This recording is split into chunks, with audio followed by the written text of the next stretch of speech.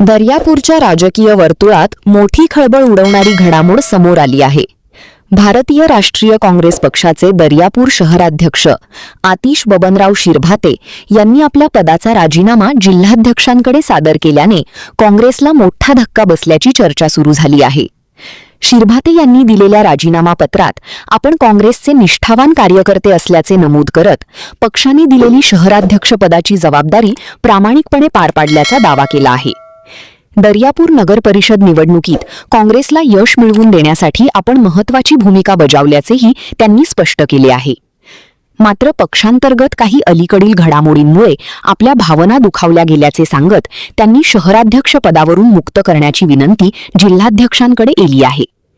राजीनाम्यामागील नेमके कारण अद्याप स्पष्ट झाले नसले तरी या निर्णयामुळे काँग्रेसच्या स्थानिक गटबाजी आणि अंतर्गत नाराजी पुन्हा एकदा चर्चेत आली आहे।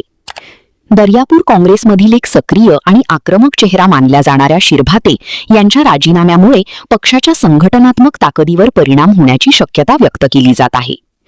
आगामी स्थानिक स्वराज्य संस्था निवडणुकांच्या पार्श्वभूमीवर हा राजीनामा काँग्रेससाठी चिंतेचा विषय ठरू शकतो। आता काँग्रेस नेतृत्व शिरभाते यांची नाराजी दूर करण्यात यशस्वी ठरणार की या राजीनाम्यानंतर आणखी काही राजकीय घडामोडी घडणार याकडे दर्यापूरकरांचे लक्ष लागले आहे। आज दर्यापूर शहर काँग्रेस पदाचा माझा राजीनामा हा मी माझे जिल्हाध्यक्ष आदरणीय बबलूभाऊ देशमुख यांना आज सादर केलेला आहे।